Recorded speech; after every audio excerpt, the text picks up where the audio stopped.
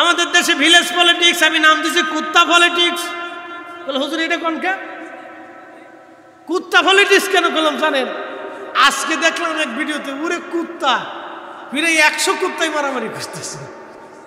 কুত্তায় নিজেও জানে না যে ওরা কিসের জন্য মারামারি করে। আজকে ভিডিওতে দেখলাম কোন এলাকায় যেন একটা ছেলেকে চোর সাব্যস্ত করা হলো। চোর হতে পারে ছেলেটা চোর, চোর হলে তোমরা পুলিশে দিয়ে দাও, না হয় অন্যভাবে শাস্তি দাও।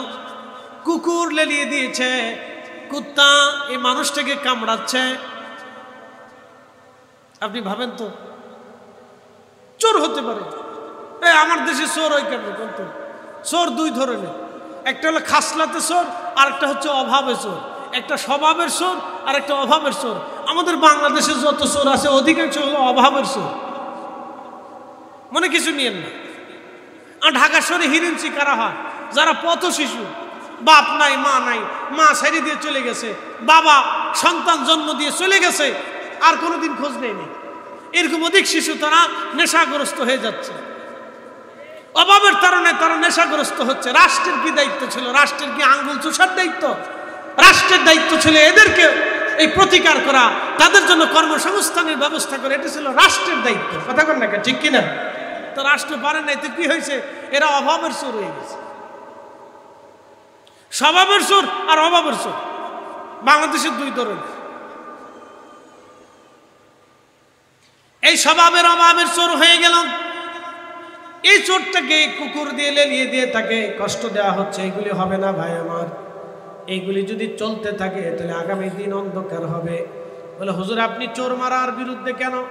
আমি চোর মারার বিরুদ্ধে না, কিন্তু আমি যদি সবাই মিলে পিটাই, তাহলে এইভাবে যদি চলতে থাকে তাহলে আগামীর ভবিষ্যৎ বাংলাদেশ অন্ধকারে নিমজ্জিত হবে। তাহলে সবাই মারতে চাবে, আইন থাকবে না, আদালত থাকবে না, প্রশাসন থাকবে না। এইভাবে সবাই নিজেই নিজেই আইন হয়ে যাবে, নিজেই নিজে আদালত হয়ে যাবে। কথা ঠিক আছে না? ভবিষ্যতে সমস্যা তো। রাস্তাঘাটে আপনার ছেলেটা স্কুলে যাবে, ফুট করে 10-12টা ছেলে এসে পিটিয়ে থাকবে। বলে কি করছে? ও চুরি করছে। তো 10 জনের কথা তো মানুষ মেনে নিবে, অথচ ছেলে চুরি করে নেয়। ছেলে ভদ্র ছেলে স্কুলে যাচ্ছে, 70টা বসে তো 10 জন এসে পিটাচ্ছে তাকে। এইভাবে চললে তো আগামী দিনে আপনার ছেলে নিরাপদ না, আমার ছেলে নিরাপদ না, আমি নিরাপদ না, আপনি নিজেও নিরাপদ না।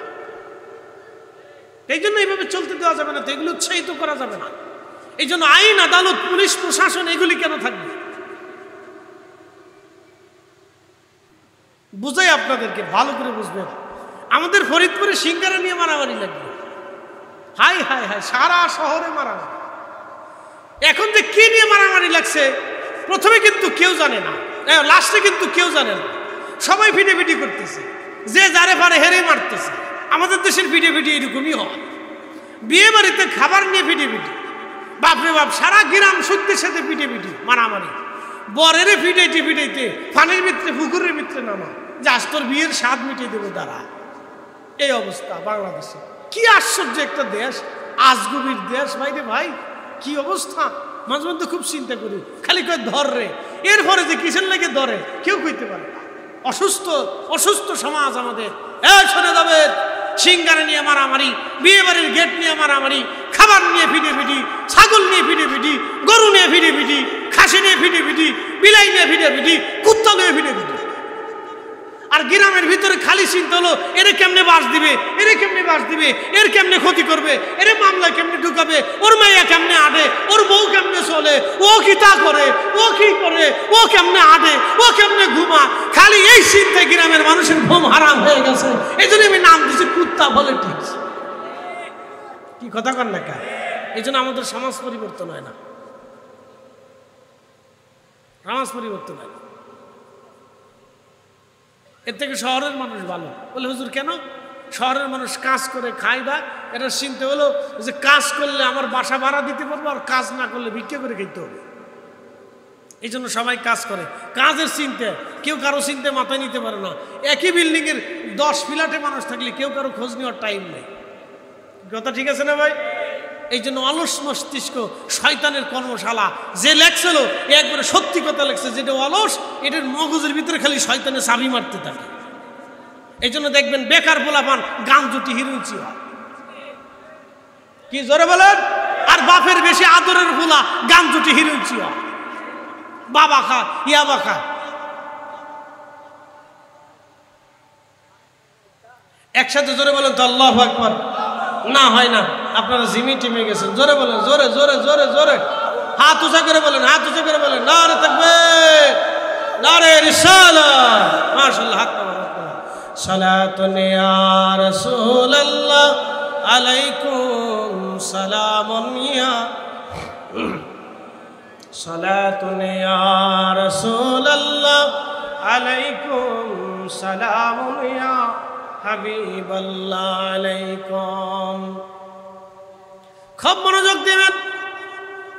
এই যুবকরা একটা পতিতা নারীকে ভাড়া করলো। এই নারীটা আল্লাহর ওলি যুবকের খানকার ভিতরে ঢুকলো। যুবক পর্দা করে তাকে জায়গা করে দিলেন, তুমি এখানে বিশ্রাম করো, সকালবেলা সূর্য উদয় হলে তুমি চলে যাবে। এই কথা বলে যুবক তো সহজ সরল, সে মোমবাতি জ্বালায়া প্রদীপ জ্বালায়া নামাজে দাঁড়িয়ে গেল। নামাজে যখন দাঁড়াইছে তখন ওই মেয়েটা সে তো উদ্দেশ্য নিয়ে আসছে যুবকের সাথে জেনা করবে। জেনার নিয়ত করে যুবক আসছে। তখন এই যুবক নামাজে দণ্ডায়মান। ঠিক এমন সময় মেয়েটা তার ওই ভিতর থেকে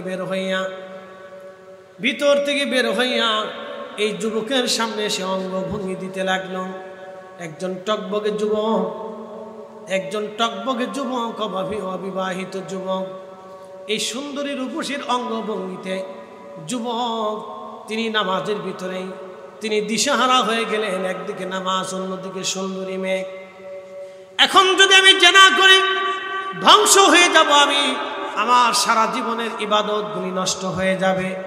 আরে মহিলা এখন আমার সামনে জেনা করার জন্য আমাকে উদ্বুদ্ধ করতেছে। মহিলাই পুরুষ এই যুবক আল্লাহর ওলি চিন্তায় পড়ে গেলেন। তিনি জেনার থেকে বাঁচার জন্যে সর্বপ্রথম এই যুবক তার একটা আঙ্গুল তার প্রদীপ আগুনের ভিতরে ঢুকাইলেন, যাতে জেনার লিপ্সা অন্তর থেকে চলে যায়। একবার জোরে বলা যাবে কি মারহাবা।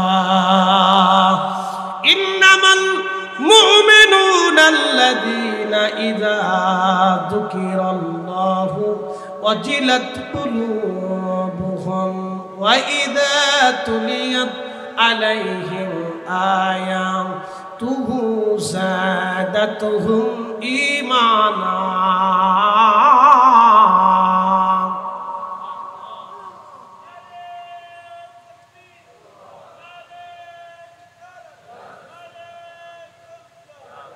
থাক হয়েছে, চলবে চলবে, সবক করে শেষ করবে, শেষ করি তারপরে ছাড়বে। ওই যে থাক, ওর চিন্তা সবক যেটা আছে এটা শেষ করতে হবে না, দরকার আছে। আল্লাহ মানুষের দিলকে দেখে, আল্লাহ চেহারা দেখে না। কথা ঠিক আছে না? আল্লাহ কোনো চেহারা দেয় কে, সৌন্দর্য দেয় কে? আল্লাহ দেয়। আল্লাহ দিল দেখে। আল্লাহ looks not to yours health wealth. আল্লাহ আপনার এগুলি দেখে না।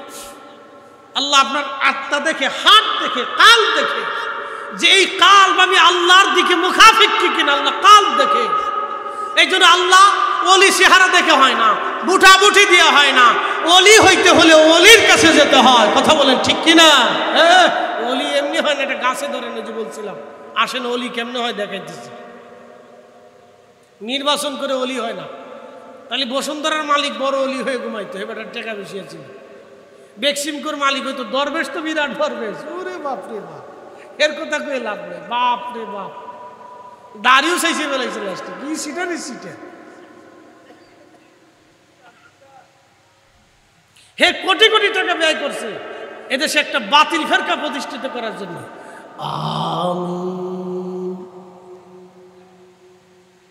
কোটি কোটি টাকা দিছে এই ফেরকাটাকে প্রতিষ্ঠিত করার জন্য। দরবেশ কষ্ট হচ্ছে আপনাদের? একসাথে জোরে বলেন তো আল্লাহু আকবার। না না হয় না, আরো জোরে বলেন, জোরে জোরে জোরে। হ্যাঁ বুঝে যান, সুন্নিয়ত আগেও ছিল, এখনো আছে, আগামীতেও থাকবে। এই জমিনে যতদিন ওলি থাকবে ততদিন সুন্নিয়ত থাকবে। কথা বলেন ঠিক কিনা? হ্যাঁ টিকে থাকবে, আল্লাহ টিকে, আমি টিকে বলবো। আল্লাহ টিকাবে একিন রেখে। দেখেন যুবক একটা আঙ্গুল আগুনের ভিতরে দিয়ে দিল, পুড়তে লাগলো, পুরা শেষ হয়ে গেলে লিপসা চলে গেল, মেয়েটা আবার রঙ্গভঙ্গি দিচ্ছে। বুঝতে পারতেছেন টস টসের যুবক আবার তার নাফস জানার দিকে চলে গেল, ঠিক আবার আর একটা আঙ্গুল ঢুকে দিল। এইভাবে করেই যুবক একটা না দুটা না 10টা আঙ্গুল সে আগুনের ভিতরে ঢুকাই দিল জানার থেকে বাঁচার জন্য। একসাথে বললেন আল্লাহু আকবার। জোরে জোরে জোরে জোরে জোরে জোরে ওলি ওলি। ইন্নামাল মুমিনুনা আল্লাযীনা ইযা যুকিরাল্লাহু ওয়াজিলাত কুলুবুহুম। ওলি তারা যাদের অন্তরে আল্লাহর শরণ আসার সাথে সাথে আল্লাহর ভয়ে অন্তরগুলি থরথর থরথর করে কাঁপতে থাকে, তারা ওলি, তারা মুমিন, তারা ওলি। একসাথে জোরে বলেন না মারহাবা। ওলি, তারা ওলি ওলি ওলি ওলি ওলি ওলি। যুবকের অন্তর আল্লাহর ভয়ে থরথর করে কাঁপতে লাগলো। এইভাবে একটা দুইটা করে 10টা আঙ্গুল আগুনের মধ্যে পুড়ায় ফেললো। 10টা আঙ্গুল যখন আগুনের মধ্যে পড়ে গেল, ঠিক তখন এই মহিলা, আমার রব আমার আল্লাহ তারে দুনিয়ার থেকে নিয়ে চলে গেলেন। মহিলা স্টক করে মারা গেল।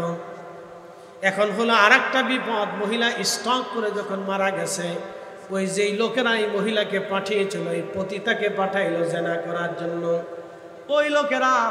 ওই লোকেরা তারা এবার এই খানকার ভিতরে এসে বলল, হে যুবক, তুমি এই মহিলাকে ধর্ষণ করে হত্যা করে ফেলেছ।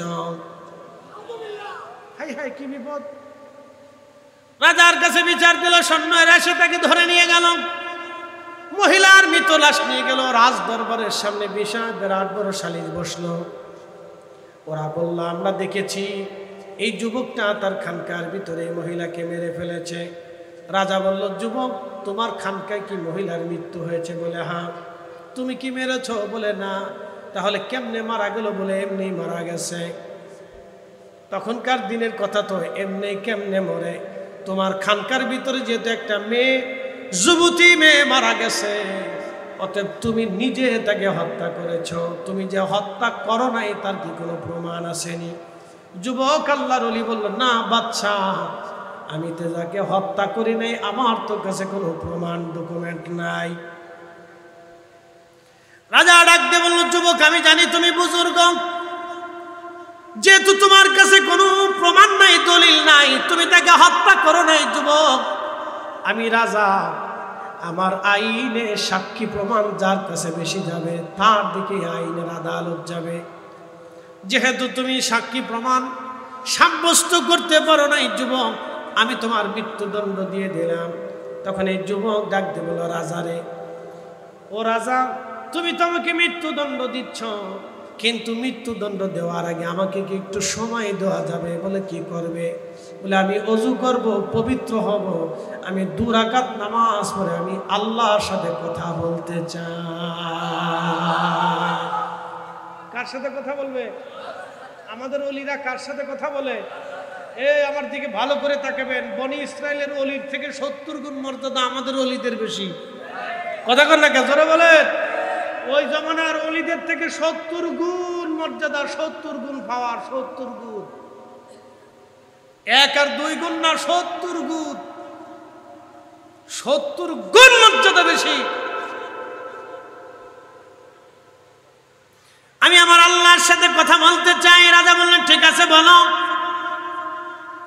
কুরআনুল কারীম আল্লাহ বলেন, ইয়া আইয়ুহাল্লাযীনা আমানুস্তাঈনু বিস-সাবরি ওয়াস-সালাহ।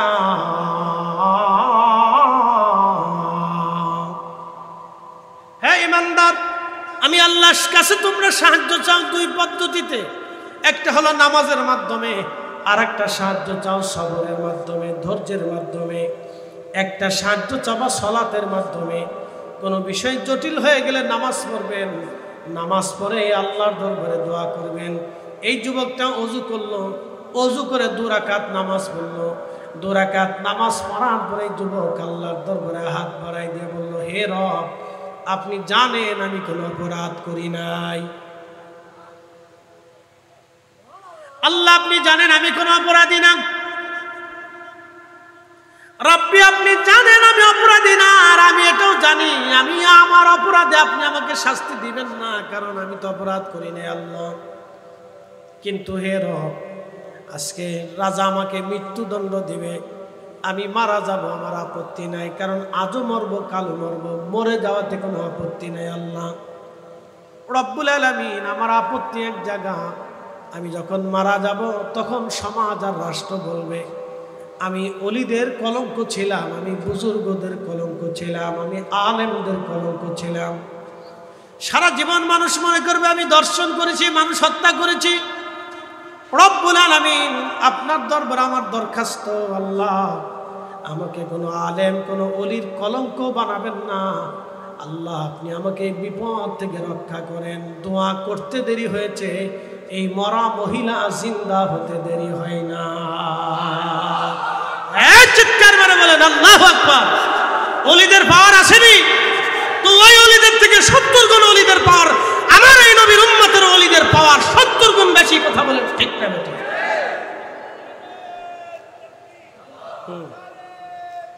এবার ঠিক আছে। প্রিয় উপস্থিতি হাজিরিন, খুব মনোযোগ দিবেন। হযরতে খাব্বাব রাদিয়াল্লাহু তাআলা আনহু পিঠের গোশতগুলি পচে গেল, খসে গেল। খাব্বাব রাদিয়াল্লাহু আনহু বললেন পিঠের গোশত চলে গেল, আমি চিৎকার মেরে কাঁদতাম। তারপর ওরা আমাকে ছেড়ে দিত না। ইয়া আমিরাল মুমিনিন, এইভাবে আমার জিন্দেগি পার হলো, আমার পিঠের গোশত চলে গেল, চামড়া চলে গেল। ইয়া আমিরাল মুমিনিন, তারপর আমি কালেমা দিই নাই, কালেমা ধরে রেখেছি। কালেমার বদলতে পিঠের গোশত তারা নিয়ে চলে গেল, চামড়া নিয়ে চলে গেল, আমি কালেমা দিই নাই। এরা মুসলমান, এরা মুসলমান। এই ঈমানের জন্য তারা নিজের জীবনের গোশত রক্ত চামড়া দিয়েছে, কিন্তু ঈমান তারা বিক্রি করে নাই। পাকিস্তানি মিলিটারি বাঙালির বলল তুমি হিন্দু না মুসলমান, বলে মুসলমান তো কালমা বাতা, লা ইলাহা ইল্লা আনতা সুবহানাকা ইন্নী কুনতু মিনাজ জালিমিন। ये বাঙালি তো জঞ্জালি है तो কালমা নেই, ये तो मुसीबत के दुआ है। সার বিপদে পড়িয়া আমি কালমা ভুলে বলেছি। তো বাঙালিদের অবস্থা না তাই। ওইরকম যদি দুই একজনরে বাটাম চালান দিত তো কালেমা থাকতো না ভাই, কালেমা থাকতো না। এই কালেমা নিতে হবে, সাহাবায়ে কিরামের মতো ইমানদার হতে হবে, সাহাবীদের ইমানের মতো। কথা বলে ঠিক না বেঠে? এই ওলিরা কবে আসছিল? যখন এদেশে মোড়ে মোড়ে কোনায় কোনায় প্রতিমার ঘর ছিল, রাস্তায় বের হলে জায়গায় জায়গায় উলু উলু আওয়াজ আসতো। যখন এদেশের রন্দে রন্দে পাথর পূজা হচ্ছিল, তখন অলিরা এসে মানুষদেরকে দিশা দিয়েছিল। এ শোনেন, খাজা বাবা আজমিরি, শাহজালাল ইয়ামানি, মুজাদ্দিদ আল ফিসানি সেরহিন্দি, কুতুবউদ্দিন কাকি, নিজামউদ্দিন আউলিয়া, এই 12 আউলিয়া, 360 আউলিয়া, মিসকিন শাহ, বদর শাহ, আমানত শাহ, এদের চেহারা দেখে মানুষ কিন্তু কালেমা পড়ে নাই। মানুষ কালেমা পড়েছিল তাদের কর্ম দেখে, কামালিয়াত দেখে। কথা বলেন ঠিক না বেঠে? কর্ম কামালিয়াত, কর্ম কামালিয়াত। এই জন্য 4 কারণে মানুষ মানুষকে ভালোবাসে: জামালিয়াত, কামালিয়াত, কারাবাত, এহসান। জামালিয়াত, কামালিয়াত, কারাবাত, এহসান। 4 কারণে মানুষ মানুষকে মহব্বত করে। জামালিয়াত মানে সৌন্দর্য। দেখবেন বাচ্চা কাচ্চা দেখতে সুন্দর হলে সবাই ধরে একটা চুমা খায়। ফুল দেখতে সুন্দর, এর লেগে সবাই এদের চুমায়, ফুল এর চুমাইতেছে। দেখতে সুন্দর দেখা যায়, এই জন্য ফুল ধরে নাকের কাছে একটু সুকুন মারে, ঘ্রাণ পাওয়া যায়। এটার নাম হচ্ছে জামালিয়াত। জামালিয়াতের কারণে হযরত ইউসুফ আলাইহিস সালাম বিপদগ্রস্ত হয়েছিলেন। বেশি সৌন্দর্যের কারণে বেডিরা পাগল হয়ে যায়। এই জন্য মনে রাখবেন, বেডিগার চাইতে বেডারা বেশি সুন্দর। বেডিরা সে পাওন যে হুজুর আপনারে মেকআপটারে শেষ করে দিয়ে গেলেন, আলতাসনও শেষ করলেন না।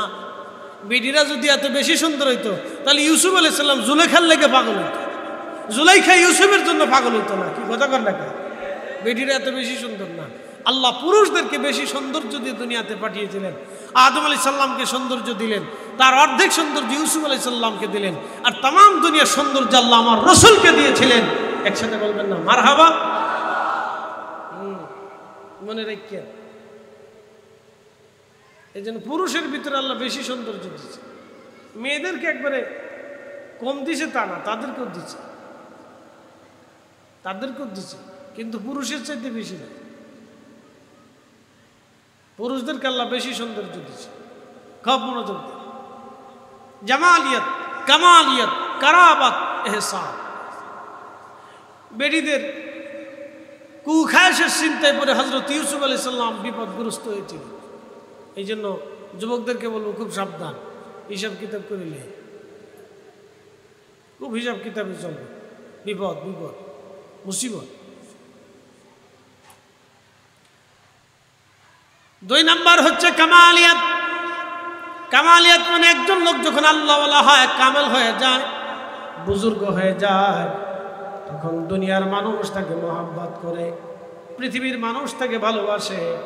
আমার রাসূলকে আল্লাহ একবারে সর্বোচ্চ কামালিয়াত দিয়েছিলেন। বালাগাল উলা বিকামালিহি কাশাফাত তুজা বিজামালিহি হাসনাত জামিউ খুসালিহি সাল্লু আলাইহি ওয়া আলিহি।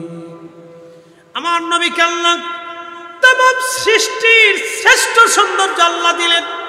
तमाम সৃষ্টির শ্রেষ্ঠ কামালিয়াত আল্লাহ আমার নবীকে দিয়ে দিলেন, যার কারণে কাফেররা নবীকে কামালিয়াত দেখে, মুজেজা দেখে অনেকে কালেমা পড়েছিলেন। মুজেজা দেখলেন, কালেমা পড়লেন, নবী নবী বলে বিশ্বাস করলেন। আবার অনেকে মুজেজা দেখলেন কিন্তু বিশ্বাস করে নাই। নবীর মুজেজা দেখে অনেকে কালেমা পড়লেন, প্রিয় নবীর মুজেজা দেখে অনেকেই বিশ্বাস স্থাপন করলেন যে আল্লাহ সত্য, আখিরাত সত্য। নতুবা আগের যুগের মানুষ আখিরাত আর আল্লাহ কি জিনিস সাহাবীরা জানতো না।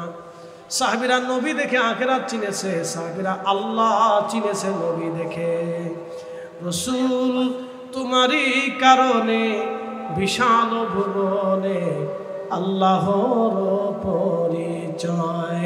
রাসূল তোমারই কারণে বিশাল ভুবনে আল্লাহর পরিচয়। না ছিল আকাশ, না ছিল বাতাস, দুনিয়া দৃপ্তিময়। না ছিল আকাশ, না ছিল বাতাস, দুনিয়া দৃপ্তিময়।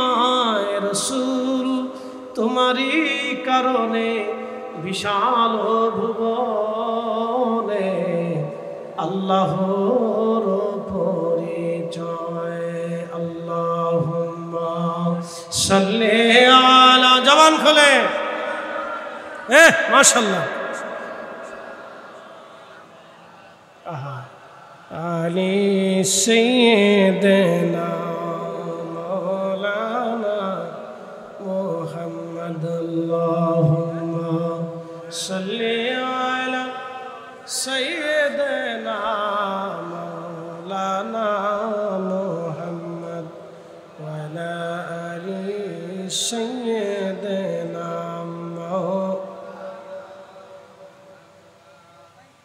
বুঝতে কোনো অসুবিধা?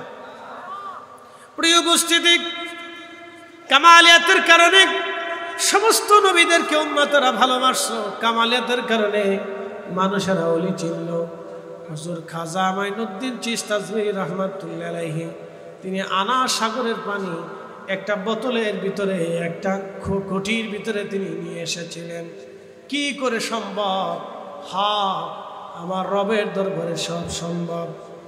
আনা সাগরের পুরা পানিটা একটা ঘটির মধ্যে তিনি নিয়ে আসলেন। ভাইজান হযরত ইমাম শাফি রহিমাহুল্লাহ তিনি যাই নামাজের উপরে, দজলা নদীর উপরে নামাজ পড়লেন। লক্ষ লক্ষ মানুষ সেটা দেখলেন। হুজুর মুজাদ্দিদ আল ফেসানি হিন্দি বাঘের খাসার ভিতরে তিনি নামাজ পড়লেন, বাঘ তাকে পাহারা দিতে লাগলো।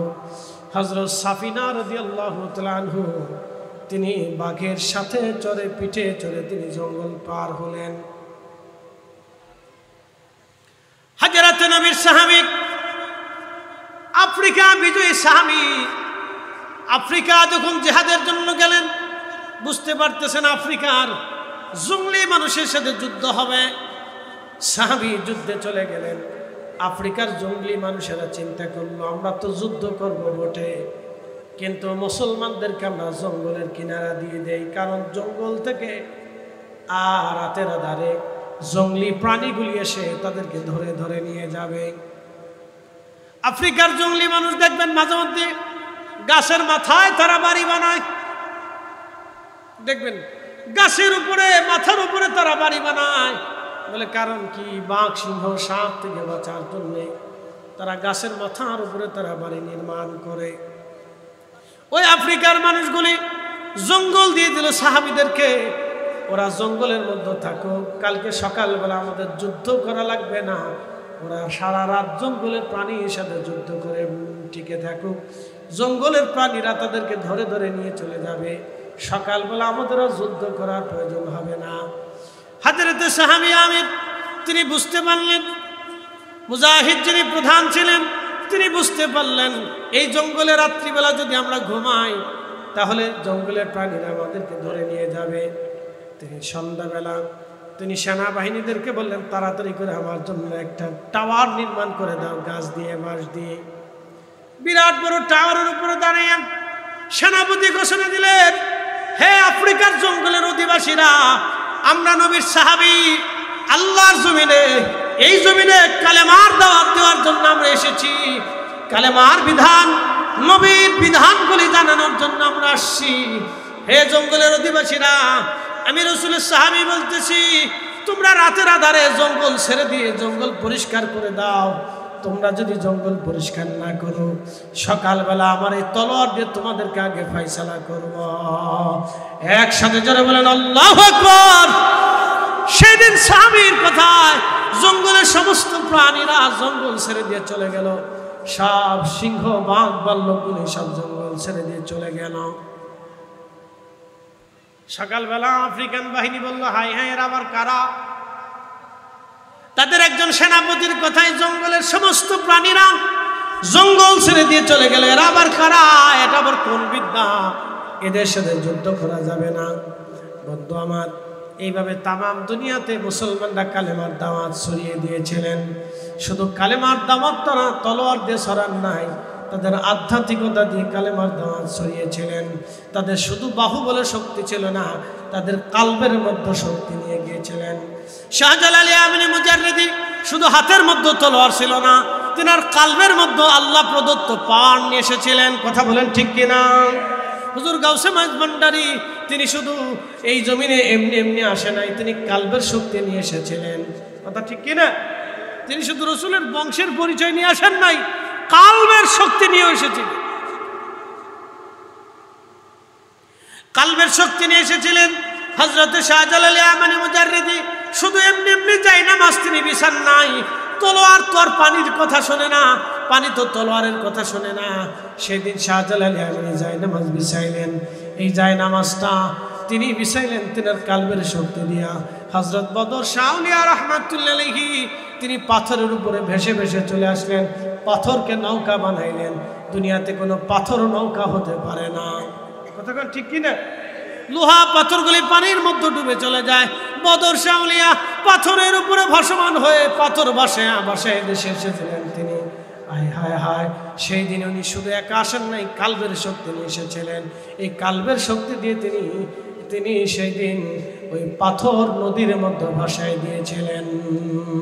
এই জন্য অলিরা এমনি আসে নাই, অলিদের চেহারা দেখে মানুষ কালেমা পড়ে নাই, অলিদের কালবের শক্তি দেখে মানুষ কালেমা পড়েছিল। এটার নাম হলো কামালিয়াত, এটার নাম কামালিয়াত। 3 নম্বর হচ্ছে কারাবাত। কারাবাত মানে নৈকট্য। আপনি যত বেশি সময় দিবেন, যত ঘনিষ্ঠ হবেন, যত বেশি আসা যাওয়া করবেন, তত মহাব্বত বাড়বে। পিতা মাতার সাথে সন্তানের বেশি মহাব্বত কেন হয় জানেন? নৈকট্যের কারণে। কারণ মা সন্তানকে বেশি সময় দেয়, বাবা সন্তানদেরকে সময় দেয়।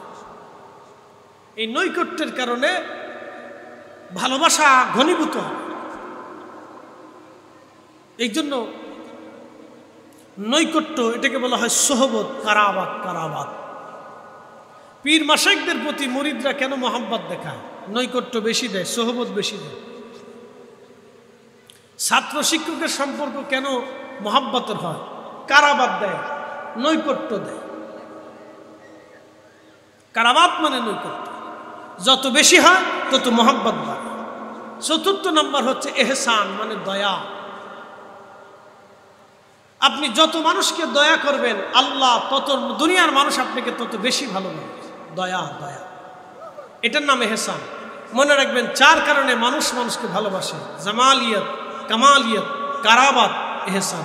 জামালিয়ত, কামালিয়ত, কারাবাত, এহসান। 4 কারণে মানুষ মানুষকে মহব্বত করে। 4 কারণে।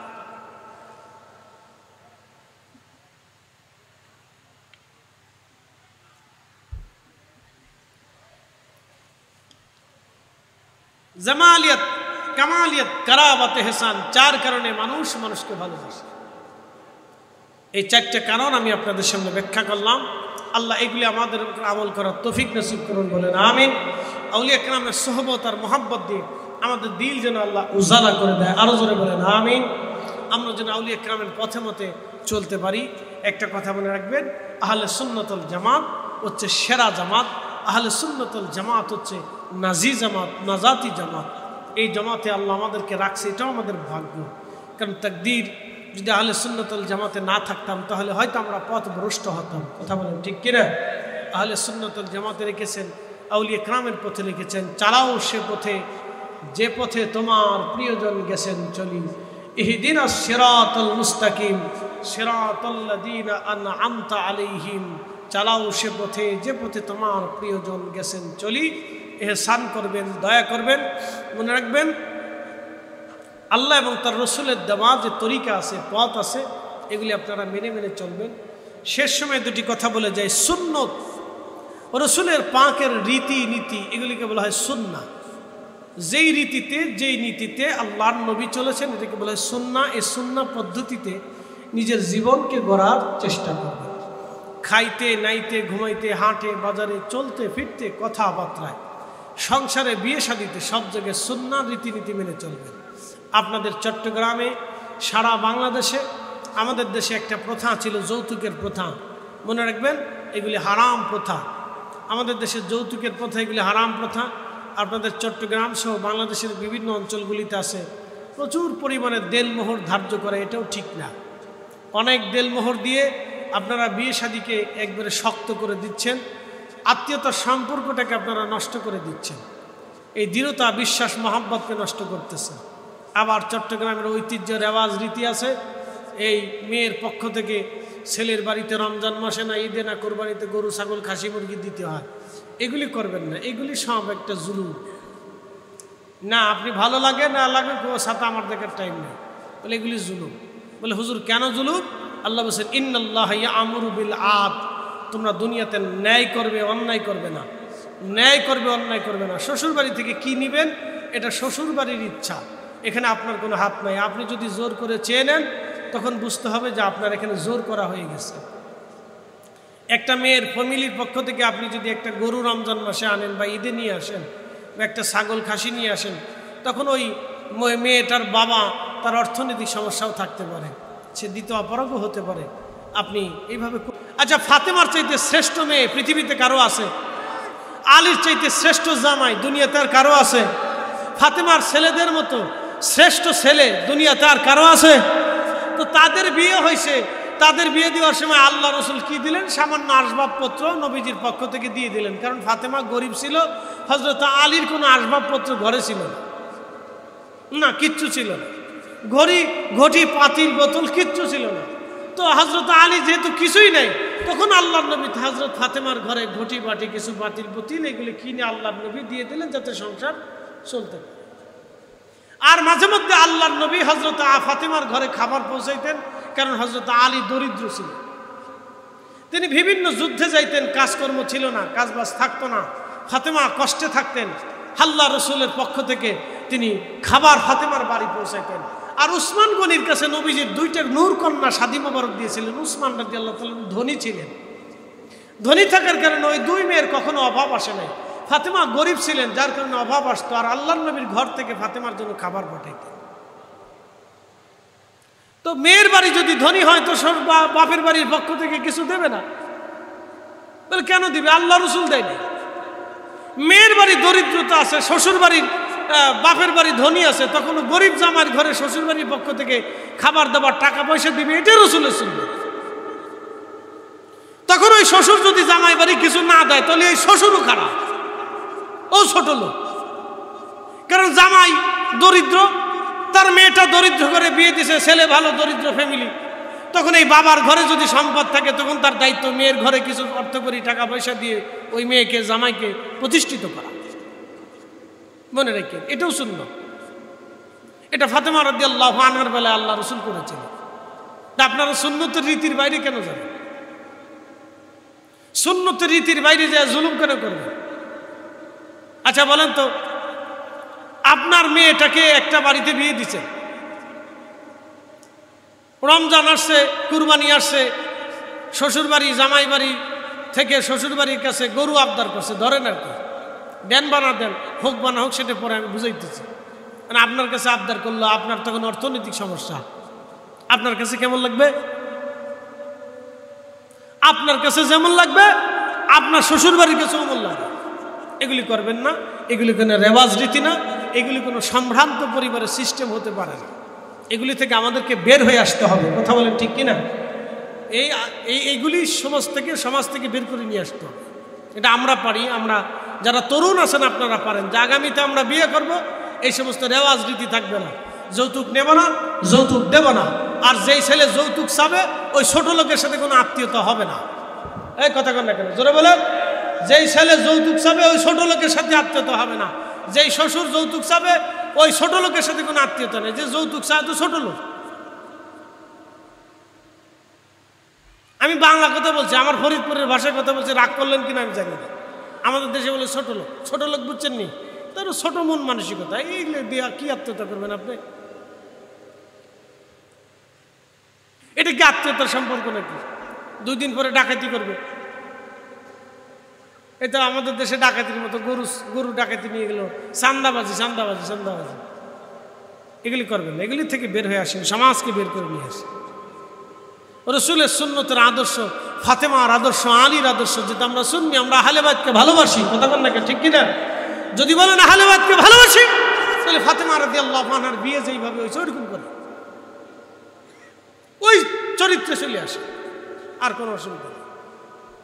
প্রিয় ভাই আমার, শেষ সময় আপনাদেরকে এই সমাজ সংস্কারে, আমাদের আত্মীয়তার সংস্কারে, যেন আত্মীয়তার সম্পর্ক সুদৃঢ় হয়, সুন্দর হয়, চমৎকার হয়, এই কাজগুলি ভাই আমার। আর একটা কথা মনে রাখবেন, স্বামী স্ত্রীর তালাক দেওয়ার মুহূর্ত যদি আসে, একবারে জীবনের শেষ চেষ্টা দিয়ে হলেও তালাক যাতে না হয় সেই ব্যবস্থা করবে। বলে হুজুর কারণ কি? তালাক হলে, স্বামী স্ত্রীর তালাক যখন হয় তখন শয়তান খুশি হয় আর আরশে মুআল্লা কাঁপতে থাকে। আল্লাহ রাব্বুল আলামিনের দরবারে আরশে আজিম বলে, হে রব, আমি আপনার ওই বান্দার সাথে সম্পর্ক রাখবো না যে বান্দা আত্মীয়তার সম্পর্ক নষ্ট করে দিছে। হে রব, আমি ওই বান্দার সাথে সম্পর্ক রাখবো না যে বান্দা আত্মীয়তার সম্পর্ক নষ্ট করেছে, আমি রাখবো না। আল্লাহ রসুল বলতেছেন তখন আল্লাহ ওই বান্দার সাথে সম্পর্ক রাখে না। বলে কারণ কি? সে আত্মীয়তার সম্পর্ক নষ্ট করার কারণে আল্লাহ রাব্বুল আলামিনও তার সাথে সম্পর্ক রাখে না। এই জন্য তালাক, ছেলে মেয়ে ঝগড়া ফাসাদ যাই লাগুক, যত কঠিন আর জটিল পরিস্থিতি তৈরি হোক, তালাক যাতে না হয় সেই জন্য আপনারা আপ্রাণ প্রচেষ্টা করবেন, কখনোই যাতে ডিভোর্স না হয় ছেলে মেয়ের। কারণ মনে রাখবেন, বাচ্চা কাচ্চা হয়ে যাওয়ার পরে যে ফ্যামিলির ডিভোর্স হয়, এই ছেলেরও সমস্যা নাই, মেয়েরও সমস্যা নেই। কোনো মেয়ে আর একটা স্বামী পাইতে পারে, ওই ছেলে আর একটা স্ত্রী পেতে পারে। কিন্তু যেই বাচ্চাগুলি বাবা হারাইলো, যেই বাচ্চাটা বাবা থেকে জুদা হলো, যেই বাচ্চাটা মা থেকে জুদা হচ্ছে, আহা, কালকে এক ভিডিওতে দেখলাম, ব্রাহ্মণবাড়িয়া হতে পারে, একটা মেয়েকে তার মা পিটায়, মারে। বলে কেন মারে? মায়ের এক জায়গায় বিয়ে হয়েছিল, সেখান থেকে তালাক হয়েছে, তো ওই ঘরে মেয়েটার জন্ম হয়েছে, তো ওই মহিলার আর এক জায়গায় বিয়ে হয়েছে। এখন বুঝেন তো, আর এক ফ্যামিলিতে যখন গেছে তখন এই মেয়েটাকে ওই ফ্যামিলি মানে না। আমাদের সমাজ তো খুব অন্ধকার, নিমজ্জিত একটা সমাজ, বুঝছেন? ওয়াজ কি করব, এদেশে ওয়াজ কি করবেন বলেন, ওয়াজ কত করবেন? একটা অন্ধকারে নিমজ্জিত সমাজ। আমি মেয়েকে মানে, তবে এটাকে ওই পুরুষও পিটায়, মাও পিটায়, মা সহ্য করতে না পারে পিটায়, যে ধর তুই মরে যা, চলে যা। তো মেয়েটা শেষ পর্যন্ত একটা আশ্রয় শিবিরে এসে বলতেছে মাও মারে। আর এই যে আগে বাবা ছিল, সেই বাবা তো আর এক জায়গায় বিয়ে করে সেও চলে গেছে। এখন মেয়ে আমি সেই ঘরে গেলে সেই মাও আমাকে মারে। এই জন্য সবচেয়ে বেশি কঠিন পরিস্থিতির শিকার হয় হচ্ছে শিশুরা, বাচ্চারা। এই জন্য কখনোই কোনো সময়ের জন্য তালাক যাতে না হয় এই চেষ্টা করবেন, একবারে আপ্রাণ চেষ্টা করবেন, কোনো মতেই তালাক না হয়। মনে রাখবেন, মিথ্যা বলে হোক, অভিনয় করে হোক, হাজার মিথ্যা বলে হলেও তালাক ঠেকানোর চেষ্টা করবে। এই মিথ্যা আপনার গুনাহ হবে না, এই মিথ্যা আল্লাহ নেকিতে পরিণত করবে। একসাথে বলবেন না মারহাবা? না, একটা গুনাহ হবে না, এই মিথ্যা গুনাহ হবে না। আজ আর মিথ্যা বলে হলো তাদের তালাক ঠেকানোর চেষ্টা করবে, তালাক যাতে না হয়, মনে রাখবেন। আর বাচ্চা কাচ্চা হলে তো তালাক না হওয়ার জন্য একবার হাজার চেষ্টা করবেন, কোনো কথা নেই। এই কথা মনে রাখবেন আপনারা। সমাজ বিনির্মাণে, সমাজের জন্য, এই উপকারের জন্য আমি কথাগুলি আপনাদের সামনে তুলে ধরলাম। আল্লাহ আমাদেরকে কবুল করুক, বলেন আমিন। আর তাকবীর না হইছে থাক, আল্লাহ আমাদেরকে কবুল করুক, সকলে বলেন আমিন। সালাতুন ইয়া রাসূলুল্লাহ আলাইকুম সালামুন ইয়া হাবিবাল্লাহ আলাইকুম সালাতুন ইয়া রাসূলুল্লাহ আলাইকুম সালামুন ইয়া হাবিবাল্লাহ আলাইকুম। সুন্নতে রাসূল, সুন্নতে সাহাবা, আউলিয়া কিরামের আদর্শ দিয়ে আল্লাহ আমাদের জীবনকে রাঙ্গানোর তৌফিক দান করুন, বলেন আমিন। স্ত্রী নারীদের প্রতি সহানুভূতি দেখাবেন, সহমর্মিতা দেখাবেন। মনে রাখবেন, নারীরা আপনার ঘরের এসেছে, আপনি তাকে নিয়ে এসেছেন, তারা আপনার প্রতি আল্লাহ আপনাকে ঝুঁকাই দিছে, নারীদেরকে আল্লাহ আপনার দিকে ঝুঁকাই দিছে। মনে রাখবেন, নারীদেরকে, আপনার স্ত্রীকে আল্লাহ আপনার দিকে মুখাপেক্ষী করে দিছে। মনে রাখবেন, এই জন্য নারী, আল্লাহ রসুল বলছেন, সে তোমার পোশাক, তুমি তার পোশাক। এই জন্য তার সাথে সুসম্পর্ক রাখবেন, চেহারা যা মানাতাই হোক আপনার স্ত্রী। একটা কথা মনে রাখবেন, সৌন্দর্য চেহারা যাই হয়েছে সে আপনার স্ত্রী, আপনার বিবি সাহেব, আপনার সহধর্মিনী, আপনার আগামী ভবিষ্যতের সন্তানের মা সে। অতএব তার ভিতর থেকে আপনার নসল আসবে, বংশ আসবে। এই জন্য নারীদের সাথে, স্ত্রীর সাথে সুসম্পর্ক বজায় রাখবেন, সুন্দর ব্যবহারের মাধ্যমে, কাজের মাধ্যমে, তার চাহিদা পূরণের মাধ্যমে তাকে সন্তুষ্ট রাখবেন। এটা আল্লাহ রসুলের তরিকা, এটা আল্লাহর শিক্ষা এবং সমস্ত নবী আলাইহিস সালামগুলোর শিক্ষা, সমস্ত অলিদের শিক্ষা, সমস্ত সাহাবায়ে কেরামের শিক্ষা। আল্লাহ আমাদেরকে এগুলি করার তৌফিক দান করুন, আমিন। সমাজ থেকে যারা এই নেশা করে, যারা নেশা করে, যারা নেশা করে, নেশা এই নেশাগুলি আপনারা প্রতিরোধ করবেন। প্রিয় ভাই আমার, যুবককে আপনাকে বলতেছি, শোনেন, যে নেশা করে, নেশা খায়, আপনাদেরকে একটা কথা বলি, কুকুরের গোশত যেমন হারাম, নেশা দ্রব্য ওই রকম হারাম। কথা ঠিক কিনা? আপনাকে যদি কুকুর জবাই করে কুকুরের গোশত বানায় আপনার সামনে দেওয়া হয়, আপনি কি খাবেন? মানবেন? যদি তা না মানেন, তাহলে কুকুরের গোশত যেমন হারাম, নেশা ওই রকম হারাম। নেশা ধরবেন না, নেশা খাবেন না, নেশা বিক্রি করবেন না। যারা নেশা বিক্রি করে টাকা দিয়ে গরুর গোশত খান, শুয়োরের গোশত, এই গরুর গোশতের মধ্যে কোনো তফাৎ নাই। বলে হুজুর কেমনে বললেন? শুয়োরের গোশত হারাম আর নেশা বিক্রি করা টাকা দিয়ে গরুর গোশত একই রকম হারাম। কথা ঠিক আছে? বুঝাইতে পারছি আপনাদেরকে? এই জন্য নেশা বিক্রি করবেন না, বিক্রির কাজে সাহায্য করবেন না, নেশা খাবেন না, খাওয়াইতে কাউকে উদ্বুদ্ধ করবেন না। মনে রাখবেন, সমান অপরাধী হবেন। আর একটা কথা মনে রাখবেন, শরীর পাক, জায়গা পাক, কাপড় পাক, দেহ পাক, রক্ত পাক, জবান পাক, চোখ পাক, দেহ পাক, নিজের এই অঙ্গ প্রত্যঙ্গকে পাক রাখবেন। বলে হুজুর কেমন করে? হালাল খাবার দিয়ে শরীর পাক রাখবেন। হারাম ছোবেন না, খাবেন না, ধরবেন না, বিক্রি করবেন না, সাহায্য করবেন না। সমান অপরাধী। এগুলি থেকে আমাদেরকে বের হয়ে আসতে হবে ভাই আমার। হারাম দেহ কখনো জান্নাতের চেহারা দেখবে না, ঘেরান পাবে না। আল্লাহর নবী বলেছিল, আমার উম্মত, সহিহ মুসলিমে, একজন ব্যক্তি সফর করতে, মুসাফির সফর করতে করতে করতে করতে সে মরুভূমির মধ্যে চলে গেল। তো মরুভূমিতে যাবার পরে এই বান্দা বিপদগ্রস্ত হইয়া মরুভূমির ভিতরে হাত বাড়াই দিয়ে কাঁদতেছে, ইয়া রাব্বি ইয়া রাব্বি ইয়া রাব্বি ইয়া রাব্বি ইয়া রাব্বি ইয়া রাব্বি। প্রিয় নবী বললেন, সাহাবীরা রে তোমরা বলো তো, ইয়া রাব্বি বলে বান্দা কাঁদে, কি করে আল্লাহ কবুল করবে? কেন কবুল করবে? আল্লাহর বান্দা, তার হাত না পাক, তার রক্ত না পাক, তার জবান না পাক, তার পোশাক না পাক, তার পোশাকটাও হারাম, তার খাদ্যটাও হারাম, সে যে পানি পান করে সেই পানিটাও হারাম। তাহলে বলো তো তার দোয়া কি করে কবুল হবে? এই জন্য হারাম দেহ, হারাম খাদ্য দিয়ে যার দেহ গঠিত হয় তার দেহ কখনো জান্নাতে যায় না। আল্লাহ আমাদেরকে হালাল খাওয়ার তৌফিক দিক। সকলে বলে না আমিন।